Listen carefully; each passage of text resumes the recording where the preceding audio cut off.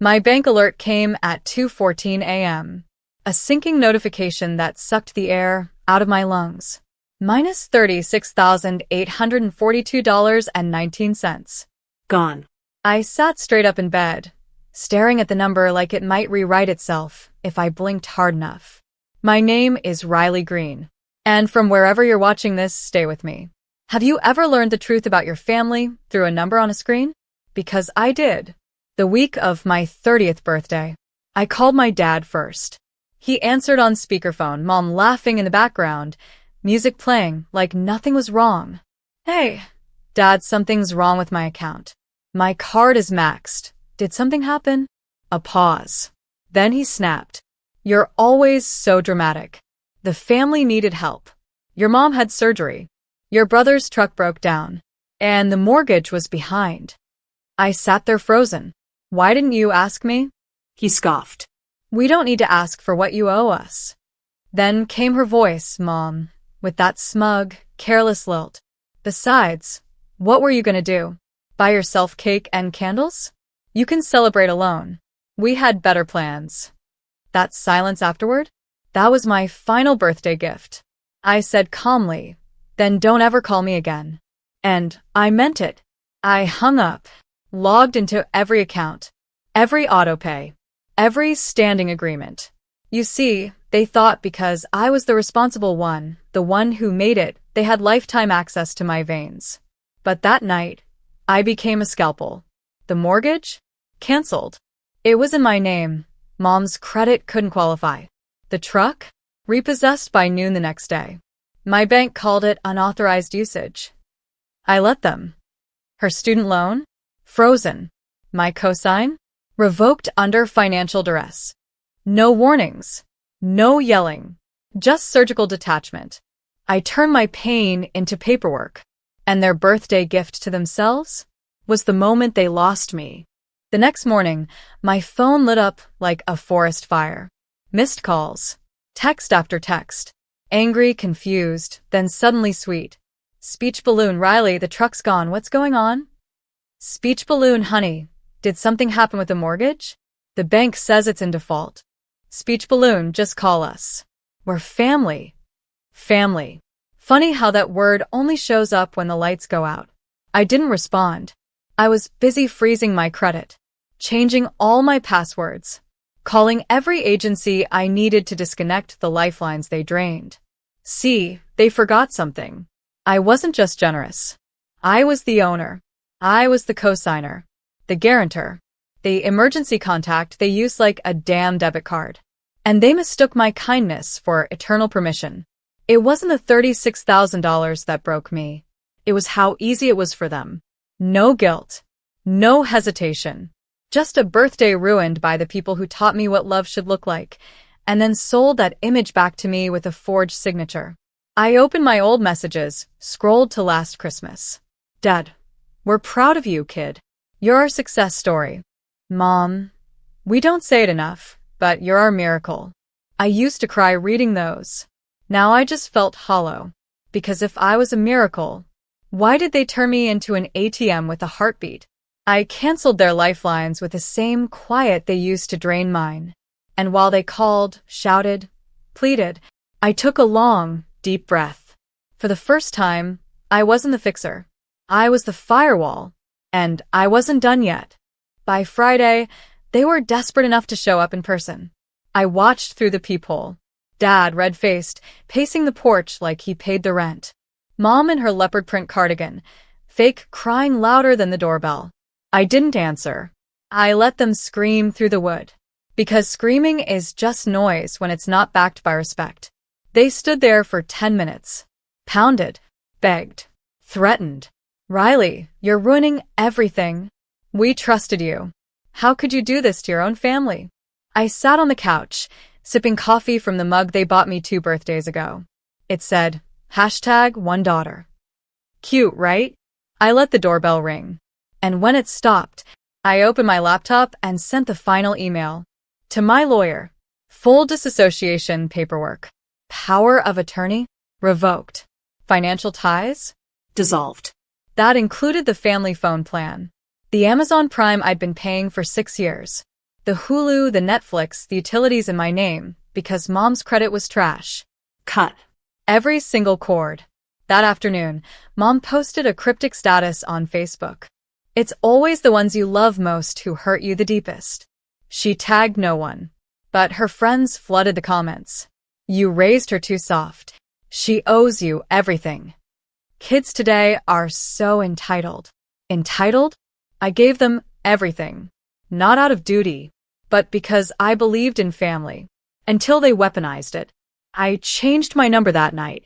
Left one final voicemail. You chose your comfort over my trust. You broke what I spent a lifetime building. So now you can rebuild without me. Then I blocked every contact. No fireworks. No revenge plot. Just silence, the same kind they gave me when they drained my life for their convenience. And the silence was finally mine. It started with a text from my cousin, Amanda. Speech balloon, did you really shut off the gas at your parents' place? It's freezing, Riley. They have no heat. I stared at the message for a full minute before typing back. Speech balloon, I didn't shut it off. I just stopped paying for it. No reply.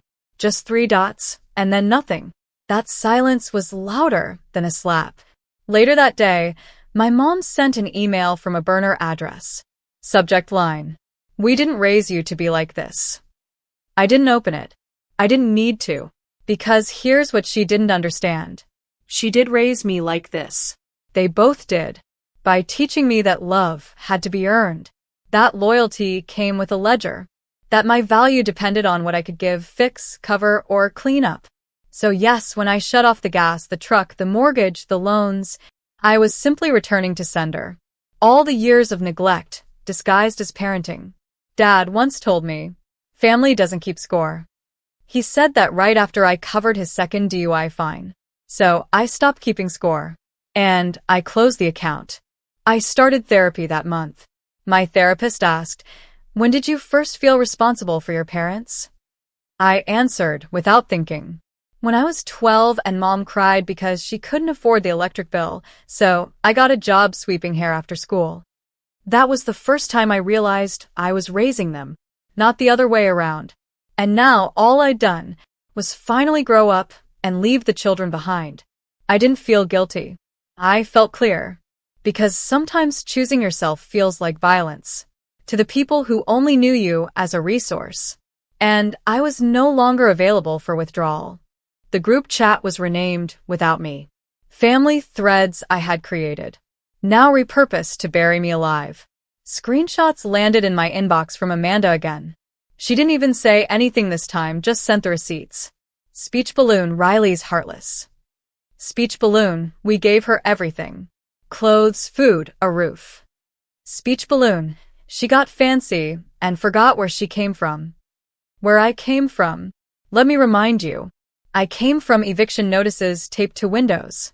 From watching mom fake seizures to get extensions on bills. From dad borrowing cash and calling it gifts I should be grateful to give. I came from survival. And I turned it into stability. For all of us. But they didn't want stability. They wanted submission. They wanted me dependent, guilty, grateful. Because my success made their stagnation impossible to ignore. So now, when I stood firm, I was cold, heartless, ungrateful. They forgot the dinners I paid for, the Christmases I made magical, the birthdays they never remembered, but always expected me to fund. Amanda messaged again. Speech balloon, I know it's messy, but they're still your parents. I typed. Paused. Deleted. Then wrote. Speech balloon, if you break someone over and over, you don't get to be shocked when they stop coming home. Blocked the thread. Muted the guilt. That night, I posted a single message to my small online circle. Boundaries don't make you cruel. They just make the quiet easier to live in. Within hours, DMs flooded in, strangers, friends, coworkers. I needed this. I've been Riley too. Thank you for saying what I couldn't. I didn't need the family's version of me anymore. Their rewritten Riley. The selfish daughter. The ungrateful sister. I had rewritten myself. And this version? She wasn't here for performance forgiveness. She was here to live. It was a Sunday. Rain tapping on my windows like a soft warning. I lit a candle. Made tea. For once, I was still. Then came the voicemail. Riley. It's your mom. Your dad fell. Broke his leg. We're at county. No insurance. They won't do the surgery unless we cover part of the cost. We know you're upset, but this is serious. This is family. Please, just call back. For 3 minutes, I said nothing. Just stared at my phone like it was a bomb. Because I knew that tone. The one she used when she wanted to yank me back into duty. The one that never came with apology. Only urgency. I opened a spreadsheet. Pulled up the numbers. I could pay it. Easily. But I also pulled up a folder on my desktop. Titled, History. Inside were emails, screenshots, account statements. The time they overdrew, my checking without telling me. The birthday they forgot, while charging dinner to my card. The moment they stole $36,000 and called it helping the family. And suddenly that emergency didn't feel like mine. It felt like another trap dressed in blood ties. So I didn't call back. Instead, I wrote a check. Not to the hospital. To myself. A deposit into my peace fund. Because the guilt was trying to climb back in. But this time, I slammed the door shut. I texted Amanda. Speech balloon, tell them I hope he heals. But I won't bleed again to fix their wounds. No reply. And that silence? It didn't ache anymore. It felt like oxygen. That night, I slept with the window cracked and no phone by my bed. For once, I wasn't bracing for impact. I was resting. Because letting go of people who never saw your worth isn't cruelty. It's choosing to live. And I was finally living. On my own terms. I walked into the wedding like I didn't owe anyone my softness. My cousin Ava was getting married, and despite the chaos, I refused to miss her day. She'd always been the quiet one who saw me. Before the career, before the fallout. But I knew they'd be there. Mom in a too-tight dress she couldn't afford. Dad in a cheap rented tux, leaning on a cane like the limp was a performance. The second I entered the hall, I felt them. Not love. Not warmth. Just eyes. Tracking me. Measuring the distance between memory and reality. I wore black satin. Not to mourn. To mark. That I was no longer the daughter they owned. I was the woman they couldn't reach. They didn't approach me. But they didn't need to. Their glances screamed. Talk to us. See what you've done. Fix it like you used to. But I didn't flinch. I sat with Ava's friends. Laughed loud. Danced hard. Let joy be defiance. During dinner, Mom walked past my table. Paused. Rested a shaky hand on my chair. You look different, she said. I met her eyes. I am. She opened her mouth, but I held up my hand. I'm here for Ava. Not you. Her eyes glossed over. Not from grief. From loss. Because she finally saw what she threw away. I was no longer the rescue boat. I was the lighthouse. Shining from a distance. Untouchable. Dad raised his glass during the toast and glanced at me. Like he expected some gesture of peace. I didn't blink. Didn't raise mine. Peace doesn't come from pretending nothing happened. It comes from walking through fire and refusing to carry someone else's smoke. That night, I danced until my heels hurt. Sang until my voice cracked. Left without goodbyes. And when I got home, I took one last thing off autopay. My childhood. It's been a year. Since the stolen $36,000. Since the voicemail that broke more than my trust. Since I stopped picking up their calls and started answering my own. The guilt doesn't hit the same anymore. It used to show up in my chest like a fire alarm. Now it's just a faint noise in the background, easily silenced with truth. The truth is, I gave them more than money. I gave them access to my beating heart. And they treated it like a debit card with no overdraft limit. Not anymore. I built something. My own apartment. My own business. A circle of friends who don't say we're family just to hurt me slower. This birthday, I didn't get a call from them. Not a card.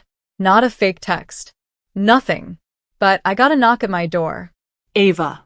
Holding a cake with candles and a whisper. You were never the problem. You were just the first to escape. We lit the candles. We didn't make wishes. We just breathed. Because healing isn't always loud. Sometimes it's choosing not to reopen the door. Even when loneliness knocks dressed in old love, I stopped chasing blood ties and started choosing soul ties. The kind that don't ask for your piece as payment. The kind that don't drain you to feel full. The kind that call you not because they need something, but because they see you. Mom still posts cryptic status updates. Dad still plays victim in family circles. But their voices don't echo anymore. Because I built walls out of self-respect. And I don't care what they say now. Because I'm not theirs to ruin anymore. I'm mine. Fully. Finally. Freely. The letter was waiting for me on my desk. No envelope. Just a single sheet of our company's monogrammed stationery, folded once. My name at the top. No greeting. No warmth. Just this. You're out of the family business. Expect a call from our lawyer. Sign, Mom. No explanation. No meeting. No conversation. Just exile. I stared at it for a long time. Not because I was confused, I wasn't. I had felt this coming for weeks. Months, maybe. The tension in board meetings. The sudden exclusion from planning calls. My brother Darren's smug little grins anytime I asked questions about projected earnings and got dodged. They'd been working on this behind my back. What they didn't realize, I'd been working quietly too. I didn't reply to the letter with outrage or tears. I texted one word. Understood. Then I poured myself a glass of wine. Red. Dry. No ice. Sat on my balcony and watched the sun set like I didn't just lose a company I'd spent a decade helping build. Because I hadn't lost anything yet. They had. By midnight, I'd already made the first call to my private attorney, Meredith, who specialized in corporate dissolutions and high-emotion transitions, as she liked to call them. By noon the next day, my 40% equity share was on the table. I didn't sell it to just anyone. I sold it to our biggest competitor, a quiet, well-capitalized firm that had been trying to edge in on our market for years. And now with my stake, they didn't need to edge in anymore. They owned enough to step inside. Within 48 hours, my brother was calling nonstop. Vanessa, what the hell did you do? You're being emotional. This isn't how family handles things. Can we meet? Please. We need to talk. I didn't answer right away because this wasn't emotional. It was surgical. They cut me out. I just made sure they'd feel exactly what they tried to take from me.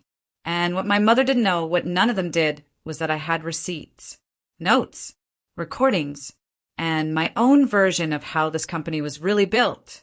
And now that I had nothing left to protect, I wasn't just walking away. I was walking through them.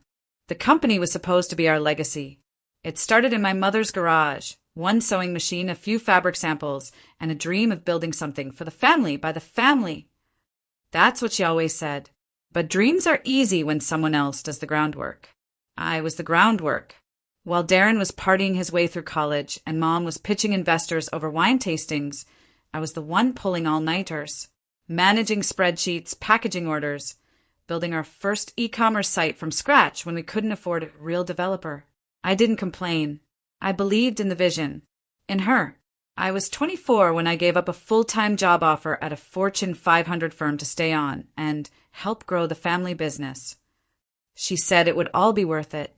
She said, someday this will all be yours. And for a while, it felt like it might be. We hit 6 figures in year 3, opened a fulfillment center by year 5. I negotiated contracts, optimized the supply chain, and designed the pricing model that finally made us profitable. My name wasn't on the front, but my fingerprints were on everything. Then Darren rejoined the company. After bouncing through jobs for most of his 20s, he suddenly wanted in. Mom welcomed him like a prodigal son returning from war. I was told to train him on operations. I did, quietly, thoroughly, even when he started calling himself co-CEO.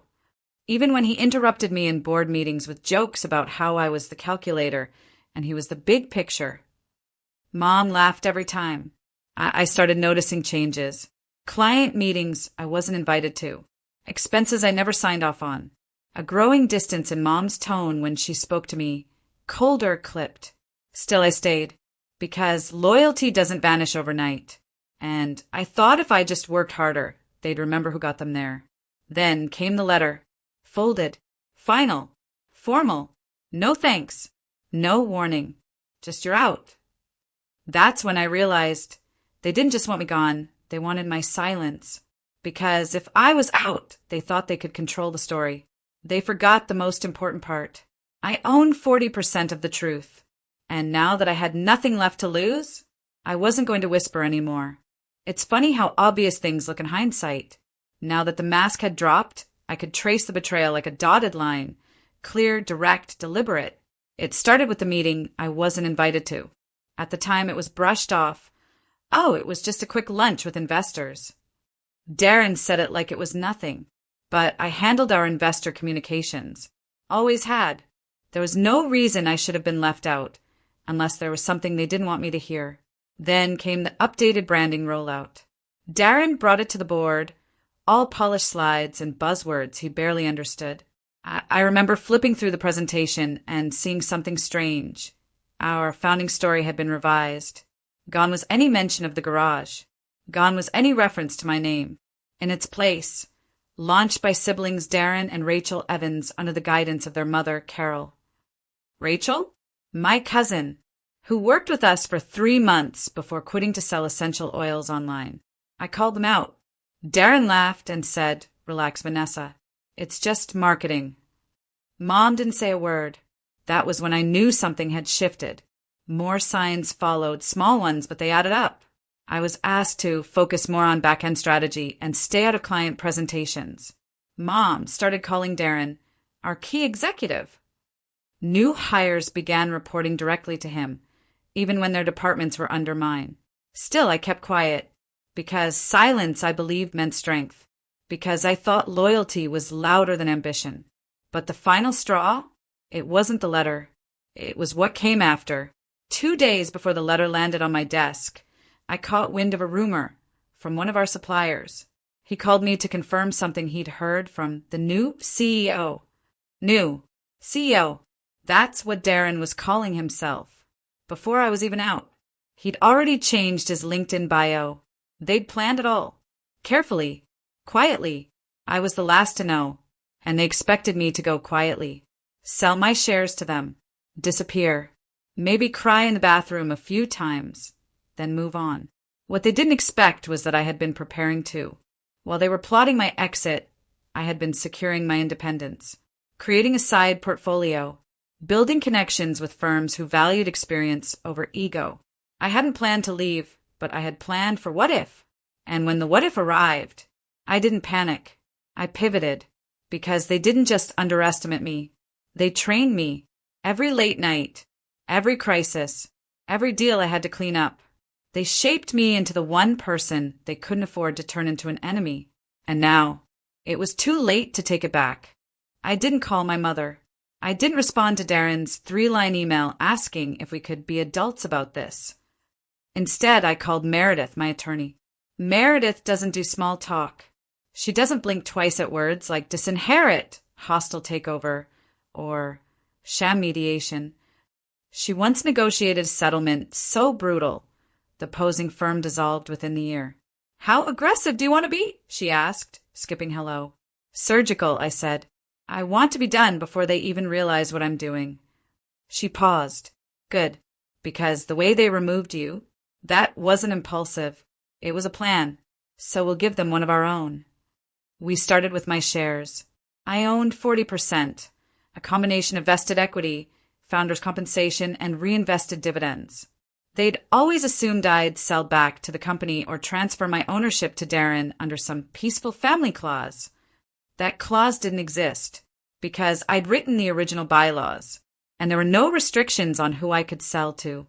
So I made a list of the company's top 3 competitors, all of whom had tried to buy us out in the past.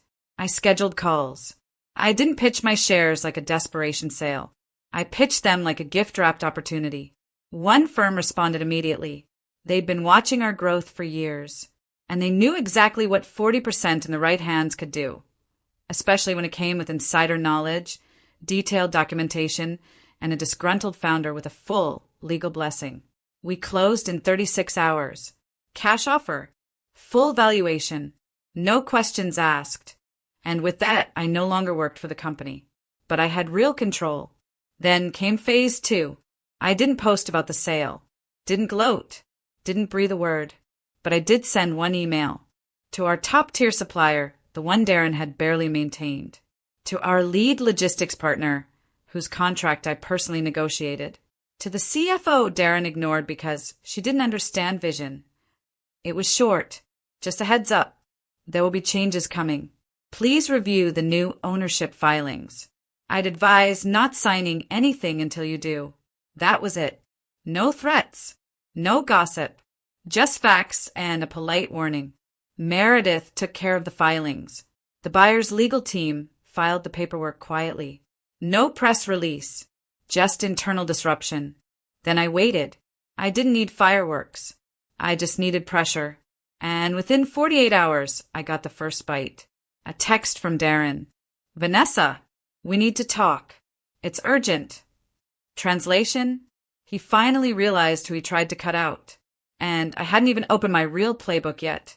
The first call came from Darren. I didn't answer. Then came the second, third, and fourth, all within an hour. Then a voicemail. Vanessa, please, just call me. This wasn't supposed to go this way. Wasn't it? Because from where I stood, it went exactly how they planned. Until I moved first. By day 3, the supplier contracts had started to shift. The new partial ownership stake sold to our competitor had triggered automatic reviews on all vendor agreements. I knew because I'd written those clauses 2 years ago, back when I still believed in protecting the brand. The supplier called me, not Darren. We're confused, he said. They're asking for extensions, renegotiations. The new ownership group is requesting performance audits. I told him gently, just follow the terms. Nothing more, nothing less. That afternoon, I got an email from my mother. No greeting, just, this is petty. We're family. I sat with that sentence for a long time. Petty? Petty would have been filing a lawsuit for wrongful termination and dragging them through court for defamation, emotional distress, and financial misconduct. This wasn't petty. This was measured. I didn't respond. I let the new majority stakeholders do their work. They were surgical, just like I asked. First, they froze expansion projects Darren had pushed through without proper cost modeling. Then they requested financial disclosures that exposed inconsistencies in expense reports. Most of those were small until they weren't. Turns out Darren had been expensing everything from weekend getaways to consulting lunches that were really just bar tabs. They didn't fire him. Not yet. But they did suspend his operational authority and offered him a revised contract with limited decision-making power and a probation clause. He didn't sign it. He called me instead. Vanessa, you don't understand. They're gutting everything. No, I said calmly. They're protecting their investment. You're blowing up our entire legacy. I smiled, the kind that doesn't reach your eyes. No, I'm taking back the part that belonged to me. He was silent. Then he said it, the thing I never thought I'd hear. Okay, what do you want? That was the moment I knew I had him. The same brother who once joked that I was just the operations girl. The one who smirked while signing the letter that ended my place at the company. Now begging, not for reconciliation, but for mercy. And the best part? I wasn't done yet. Collapse doesn't always sound like shattering glass. Sometimes it's a meeting rescheduled 3 times because the new partners no longer trust your judgment. Sometimes it's a vendor quietly pulling out of a deal because they've reevaluated their alignment. And sometimes it's your mother leaving 3 voicemails in one day, none of them angry, just small. Vanessa, we need to talk. I'm trying to fix this. Please call me back. You're still my daughter. That has to count for something. It might have, once. But now, I was past the point where sentiment could be weaponized. I didn't ignore her out of spite. I ignored her because she had made herself irrelevant. I heard from Rachel, too, the cousin whose name they tried to rewrite into the company's founding story. She posted a vague message on LinkedIn. Real success can't be stolen. Real leaders don't panic. #resilience, #grace. A full paragraph of subtweets in disguise. But it didn't matter, because while they were scrambling for control over optics, the new leadership was focused on results. The investor I sold my stake to had wasted no time. They brought in consultants, not to rebrand, but to investigate. Within a week, every department had been audited. 2 directors resigned. 1 marketing lead was quietly let go after it was revealed they'd been funneling company ad spend into a side project for Darren's podcast. The truth was the business was still viable, healthy even. It just needed different hands. And that was what destroyed them most, because now the company was succeeding without them. And everyone could see it. Clients noticed. Former partners reached out to me.